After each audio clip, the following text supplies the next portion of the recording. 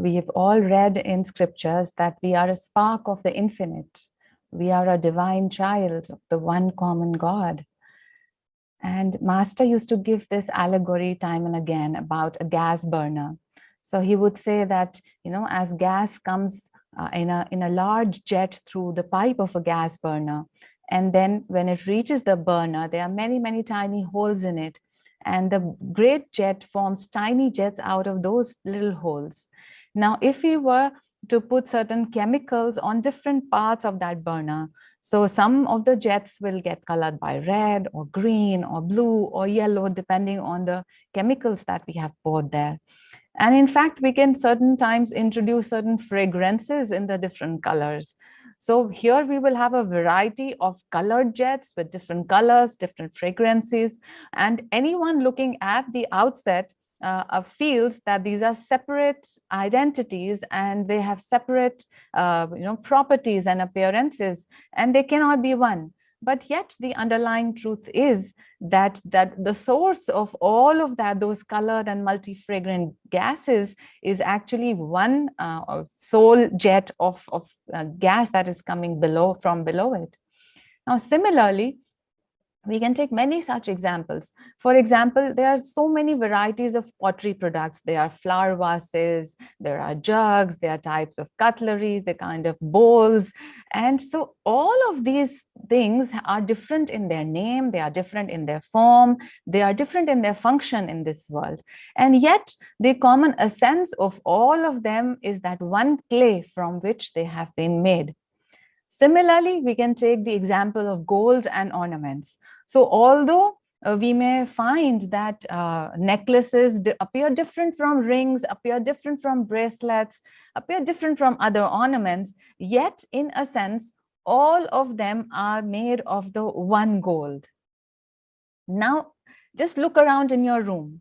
You find that the fan is able to move, the bulb is able to glow with light, and your own PC or phone is able to have an audio visual data. Now, how is this possible?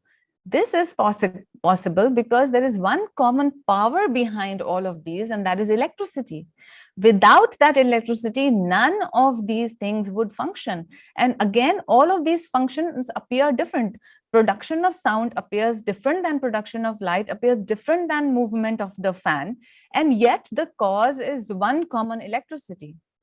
Now, the truth is also that electricity alone, without the instrument, will not be able to give us light or movement or sound or such a video signal such like this. So we need instruments. We need the fan, we need the light bulb, we need the sound mechanism. And only then is the electricity able to manifest itself into some presence. Similarly, divine consciousness or the Atman, which is omnipresent, is all powerful and the cause of everything, yet it needs a material instrument to manifest into this world. And all the human beings, and in fact, all creation, is that instrument through which God, the omnipresent consciousness, the formless infinite consciousness, though invisible to the eyes, does manifest into this world and then becomes visible to the eyes through our various sense organs. So it is the truth. It's just that our attention does not go frequently to this truth as to what is the cause of what is happening around us. Now, let me share with you a story. So there was this jeweler who had a gold shop. And one day some customers had come to his shop, and so he was busy. He sent his son with a key to the locker, and he said, son, why don't you go to the locker and get some gold from there? So the son went to the locker, he opened it up, he saw certain ornaments there, he closed it, and he came back to his father. He said, Father, there are only necklaces and bangles and rings there. There is no gold inside that locker. And the father explained to the child then that all the ornaments that you see, all the variety that you see is actually made of gold. So if you bring any of those, you will be actually bringing that gold to me. So the son understood, and then he got some ornaments, and of course it was gold. Now, similarly, so if we reject the ornament, can we find the gold? No. Similarly, if we reject the world, can we then find God beyond it? We have to go through this world and understand that its essence is God. Let me tell another story here. So again, there was this businessman who was quite rich, but over the years, his business did not do very well and he became bankrupt. All he was left with was a silver idol of Ganesha, a small little mouse, which is the vehicle of Ganesha, and a small laddu. So he thought, okay, let me go to the pawn shop and get some money against this. So he goes to the pawn shop, he gave it to the owner. The owner put all the three together on the weighing scale, handed him, made a parcel of money and handed it over to the businessman. And the businessman felt atrocious. He said, what are you doing? You think the value of the Ganesha is same as the value of the mouse and same as the value of the laddu? You are giving me this equal amount of money for all of them. And the shop owner smiled. He said, to you, this must be Ganesha or the mouse or the laddu, but to me, it is all silver. And one silver, one value. So again, the businessman understood. So what do we understand from this story is that, again, if we reject the whole, then we miss God. If we just keep the name and form and forget the essence, then also we shall miss God. So this means in our daily life that we do not need to renounce or reject the husband or the wife or children or our jobs or our daily circumstances to find God. Rather, we must find God in the husband or the wife or the children or our circumstances, our job and our daily lives. So we must do that. So according to this paradigm, actually, renunciation is definitely, it's not an outward act. It's an inward act of renouncing the differences, the superficial differences that divide people into caste, color, creed, size, shape, language, and so on, and to actually come towards that universal singularity, which is the cause of all of this. So it is very, very important that we train ourselves to look within. Let me read a saying from the Shwet Ashvatara Upanishad. The Upanishad says, there is a spirit hidden in all things, as cream is in milk. And this hidden spirit is the source of all knowledge. This is Brahman, the spirit supreme. So one more story here. There was once a king. So, as is the tradition of telling story, once upon a time in a kingdom, there was a king. Now, this king was a good king. He was a righteous king. He was a religious king. He had a panorama of pandits and Brahmins in his court. And he was scripturally oriented also. So he said once that, okay, I have read in the scriptures that God is everywhere and God is within everyone. How do I find him? But I don't realize it. I maybe understand it intellectually, but I want someone to actually explain it to me.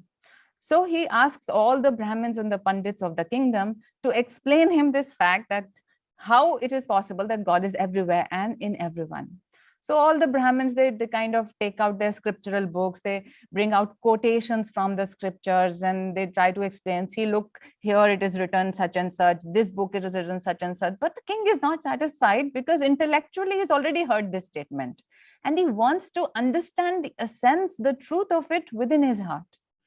Now, during this time, a wise sage who's traveling from one forest to another, and he passes through this kingdom. So the Brahmins know that he's a wise, realized master, and they approach him for his help. They ask him to come to the court and explain to the king how it is possible that God is in everywhere and in everyone.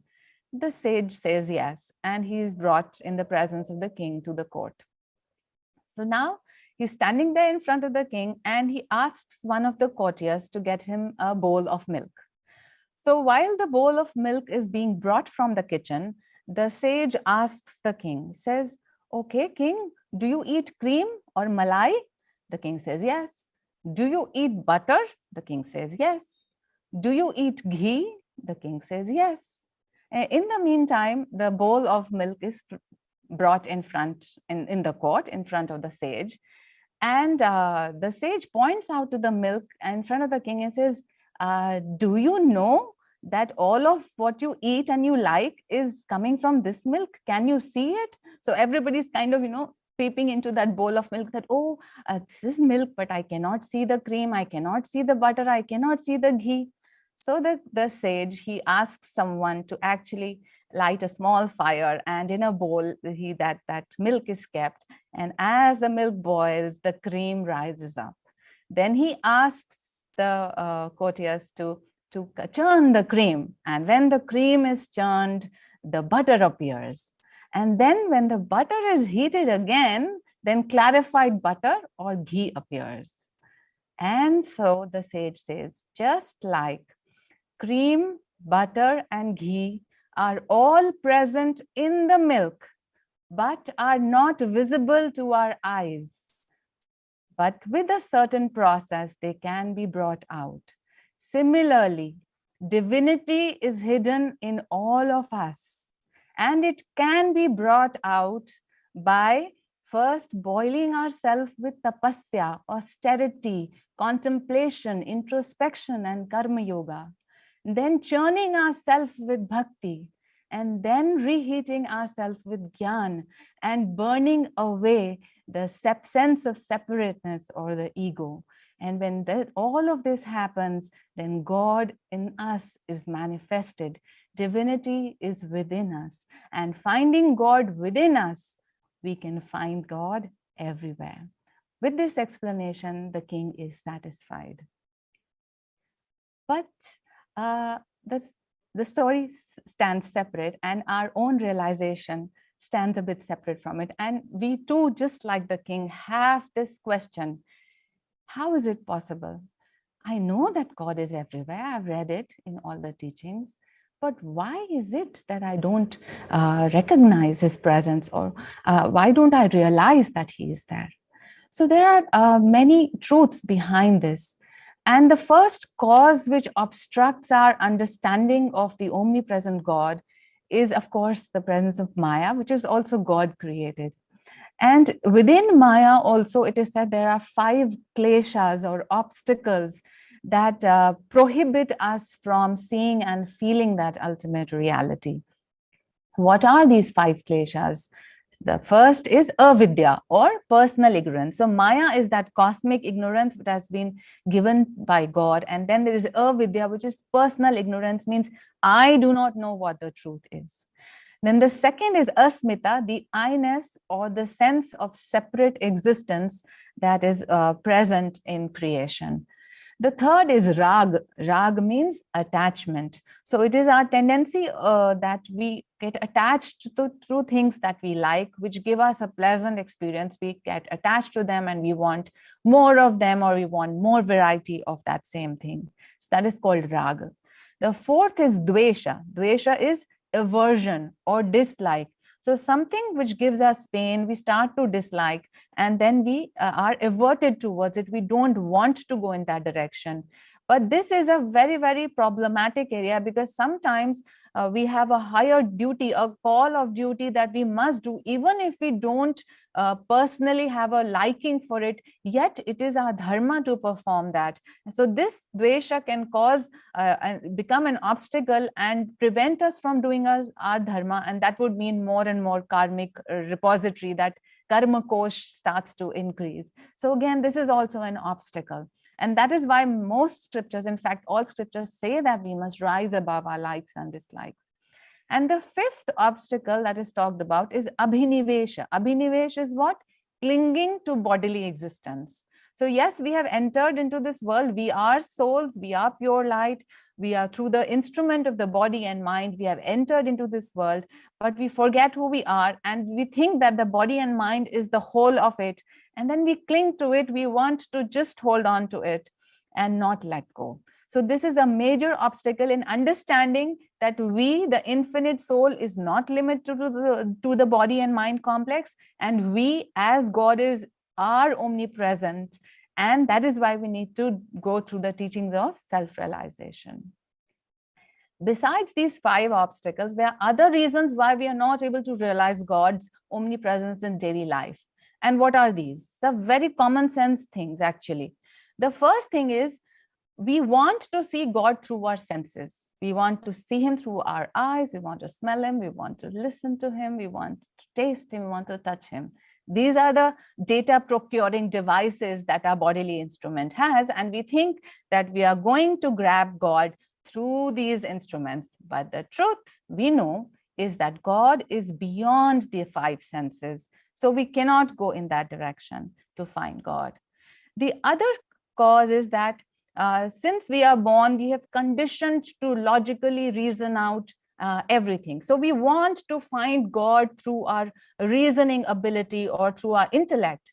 And again, the truth is that God lies beyond the mind, thought, reason, intellect pattern.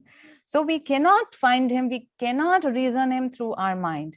Now, this does not mean that the mind or intellect are useless for us. No, they are not useless for us, because first we need to purify the mind, and then the mind acts as a mirror in which the infinite Lord is expressed. Just like we through our eyes, we see the world, but can we see our own eyes? No, we cannot see our own eyes. To see our own eyes, we need the help of a mirror. And similarly, we use the mind and intellect to see everything. But if we want to focus light on the mind and intellect, then we need a mirror. And that is actually the presence of the Guru, which is a flawless mirror. And he shows us that the mind, the brain, and the intellect are not everything. It is the light of the Atman which illumines all these instruments, and that we are that pure soul. So we need to go beyond reasoning towards the 6th sense of intuition that is granted by the process of meditation.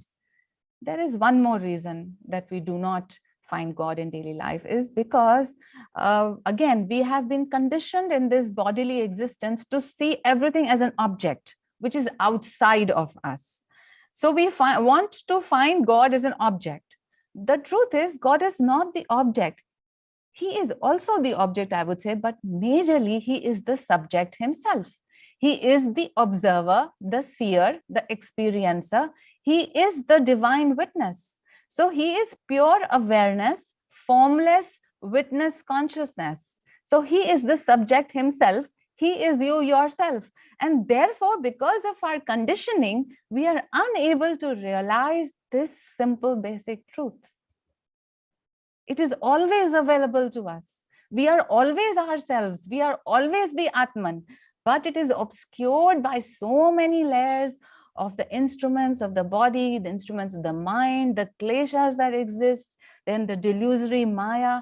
And yet, God has given us the free choice, the free will, and the intelligence to overcome all of that. When in our heart, we start to feel that all of this that I'm doing in this world does not give me the fulfillment that my heart yearns for, then our heart starts to seek the truth. And then alone, the Guru, according to the intensity of our yearning, he appears in our life. So what is the solution to all the problems that we just mentioned? It is that we already have a Sadguru in our life, that we need to attune more and more into his consciousness, because he is talking from that formless, infinite witness consciousness. He knows what that means. And he also knows what limited human consciousness means. So he is the only one who can create that bridge from little egoic human consciousness to Christ consciousness to cosmic consciousness, because he's already been there and he understands the woes of the human heart. So if we attune ourselves to the Guru, if we follow his teachings regularly, sincerely, if we listen to his voice again and again, if we look into his eyes again and again with an open heart, then it is he, his grace, who will allow us to see God within ourselves and in the entire world. With the Guru's grace, we will be able to feel God in every thought, in every perception, in every beautiful flower that we see, in the fragrance of a rose, in the power of the flowing water, in the power of the flowing wind, in the sun, in the moon, in the innocence of a child, in the generosity of Mother Earth, in the love and intelligence of all mankind.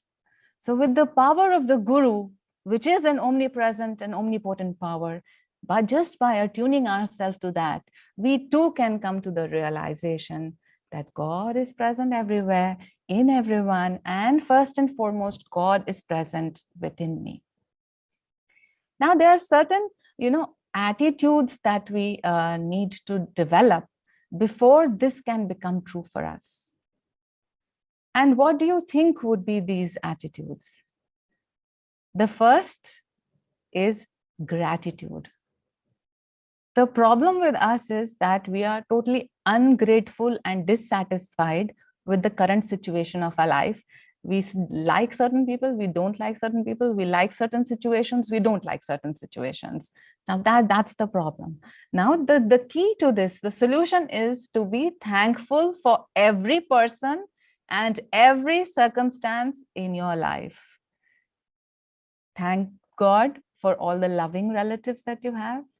Also thank God for all the critical relatives and friends that you have, because all the pain that you received through those instruments actually turned, every time it turned you towards God's light. Every time you received pain from a critical colleague or a relative, you went within, you turned towards God, you bent down at the Guru's feet. So they are more of a blessing rather. All the painful circumstances and people in our life, who sent them? It is God who sent them. Is anything outside the will of God? Is anything beyond the will of God? Is anything happening to a disciple without the will of the Guru? No. So it is us who need to change our attitudes. We need to come to the gratitude channel. We are tuned into complaint channel. So if we tune our frequency to the gratitude channel, then we'll be happy all the time. We are thankful for every day of our life, every moment, every person, every circumstance. It sounds difficult, but there are no setbacks on this path.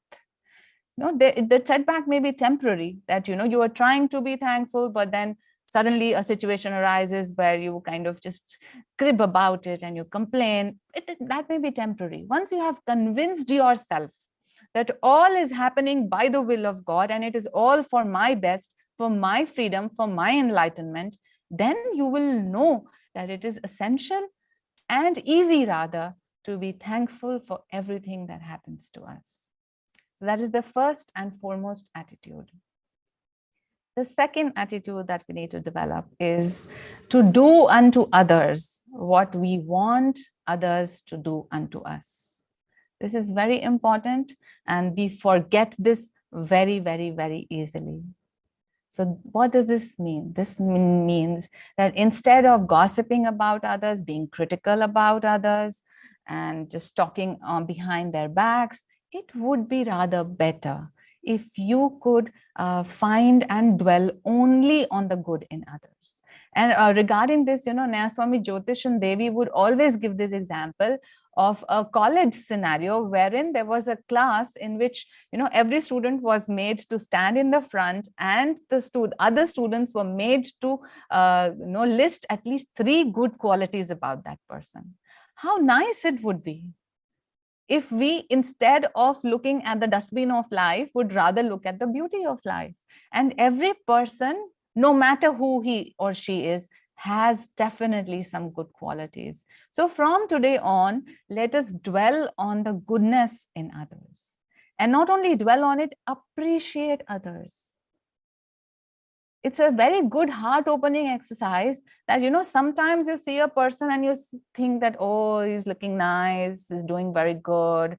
And so instead of developing jealousy inside your heart, it would be nice to go up to that person and say, hey, you're looking so good. And Swamiji used to do that so often. He would, at the airport, he would go to a brightly dressed person and would say, thank you for dressing up like this. You've added color to my life. You've added brightness to the world. So it is so important that we appreciate each other's, which we ignore many a time. When will we appreciate them? When we are no longer here or they are no longer here, then we will think of them as good people. No, now is the time. Today is the day. Appreciate and thank all the people in your life. Then there are other conditions, other situations. There are times when people just need you to be around them. So simply be with them, listen to them, share with them, care for them, give to them, be useful to the world. This is very, very, very important. Master said so many times that all the human love is actually based on usefulness.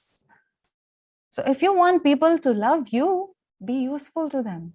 And that doesn't mean that you just do superficial tasks for them, but that means from the depth of your heart, knowing that they are comrades on this path in this world, you actually love them, you be a true friend to them, and then be useful to them.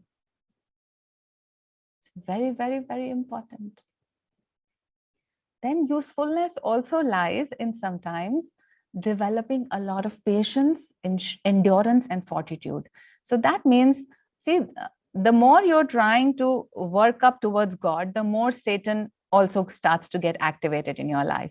So definitely you will find situations and circumstances when you are going to receive persecution. And this is so much more true for the devotee and the disciple, as explained by Christ, as explained by Guruji. So persecution is going to happen. Your duty as a disciple and as a seeker of enlightenment is to stay calm, to stay centered, and be patient in that situation. So, once in the life of Ramana Maharishi, one of the devotees, came cribbing and crying to him and said that, my wife does like this and my children do like this and everybody around me is bad. And so I want enlightenment. I want to stay here. What do you think I should do? So Ramana Maharishi quietly said, increase your level of patience. Be more patient, and even more patient.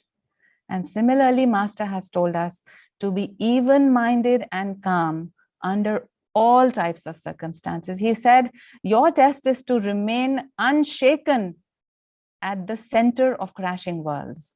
So are we there yet? Have we achieved that yet? If not, then we have some homework to do. We have more attunement to do with our Guru. We have to increase our practices even more. We must follow this path. And remember, there are no setbacks. Another final quality that we'll discuss is forgiveness. Just like we forgive ourselves for the silliest and the most grave mistakes, we must forgive others because they are part of our expanded self. There are no others. They are us. The one Paramatman, the one Atman, actually, pervading all. That common gas jet, that common electricity. There are no others. Therefore, we must forgive them as we forgive ourselves. Now, the interesting thing is what will happen? Now, if we've developed all these attitudes, we are in tune with the Guru, and we start to realize God within ourselves and around us, then what are the changes that are going to happen in our life? The first and the foremost is that since you see everybody as your own expanded, extended self, you can hate no one because everybody is yourself. Then you automatically will start loving everybody because you understand the underlying unity underneath, beyond all the superficial differences. So you will start to love all.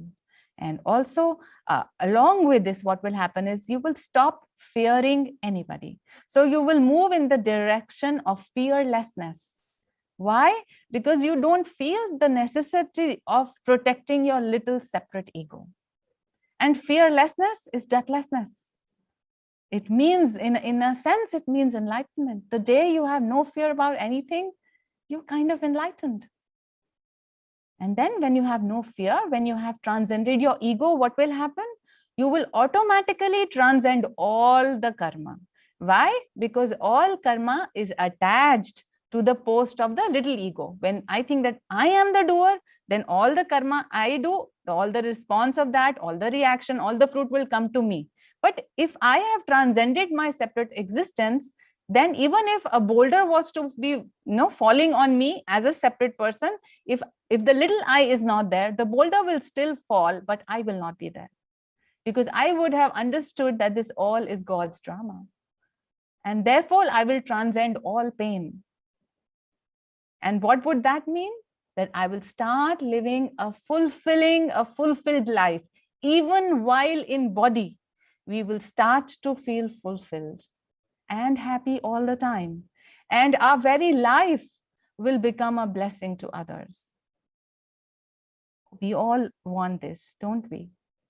And then through and through, in every action, in every thought, in every feeling, in every sense perception, we will start to see God through and through and live in Him all the time and live in His joy. That means we will completely realize our oneness, not only with everybody else, that as we are not a separate individual, we are also made of that same God substance, and that we too are walking and living gods. There's this, interestingly, a saint used to tell all the people who used to come to him, and he would speak in Hindi and he would say, "Tum jano ya na jano, tum hi Ram ho. Tum mano ya na mano, tum hi Ram ho." और यही सत्य है. Remember one story that Master used to tell about a devotee who brought some flower petals to shower on the idol in front of him. And then he was so much in deep prayer and meditation that he started to shower those petals on himself. Was it a farce? No. It came from the realization that the power in those idols is the same power within me. All of this is one. God is one, realized by the grace of a true Guru. So just coming towards the end, let me share 2-3 incidents from Guruji's life, which tell us that how he loved everybody, how he never resented everybody, and how he could see God's presence in each individual. So once, this is a time when he was in Los Angeles, and the mission was beginning. It was the early years of SRF, and he needed some financial help. So there was this religious teacher in LA who helped him financially. But she kind of started to feel that, she owns him, and sometimes she would speak to him in a friendly manner, but sometimes that friendly manner would change into an insulting manner. So, but Master never minded it. Master was always calm with her. Master was always respectful to her. So whatever she gave, in return of that, Master only gave her love and understanding, because he was speaking from a higher consciousness. So we too must do that. If somebody is disrespectful towards us, we must understand that they are speaking from their level of understanding and consciousness. But we as devotees and disciples and seekers and yogis, we must speak from a higher zone of consciousness and respond appropriately. Another time in Master's life, he was addressing Dr. Lewis, and he was saying, God loves you as much as he loves me, because he is our one common Father. Now we must understand that also. And Master is not just saying this to Dr. Lewis, he is saying it to all of us, that God loves us as much as he loves Master, or all the avatars, all the saints. All we need to do is open ourselves to the ever-flowing grace that is ever present.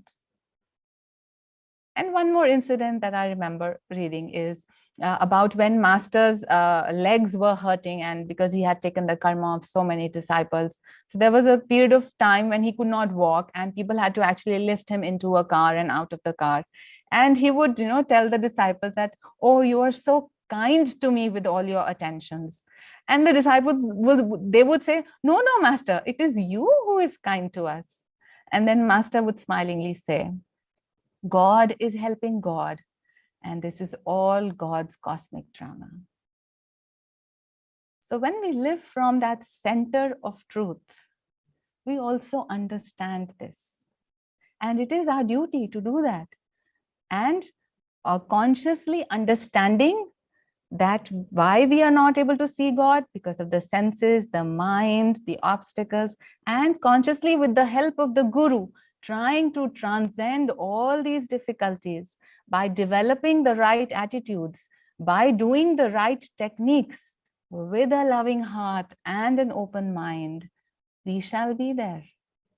We shall see God within ourselves, and seeing Him within ourselves, we will be able to see Him everywhere.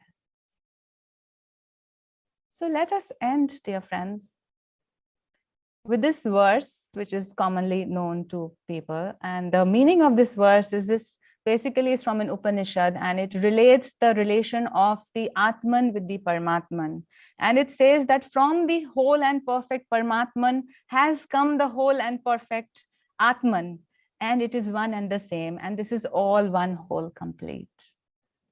Let us say this verse together. Om Purnamada Purnamidam Purnat Purnamujachyate Purnasya Purnamadaye Purnameva Vashishyate. Om.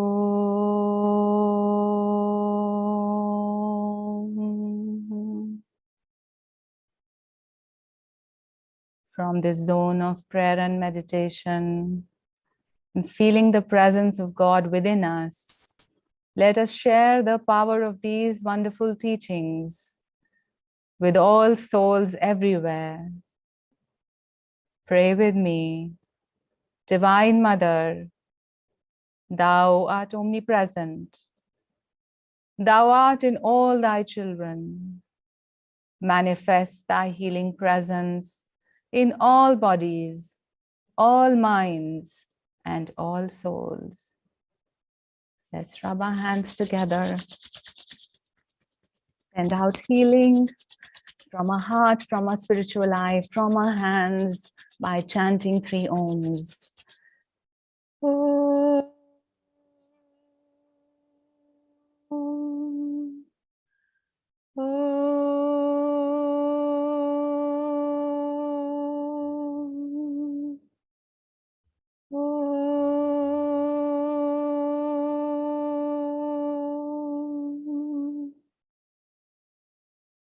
Divine Mother, may Thy love shine forever on the sanctuary of our devotion, and may we be able to awaken Thy love in all hearts. Om Shanti, Shanti, Shanti. Thank you, dear friends. Go out with love and joy. May God be with you always.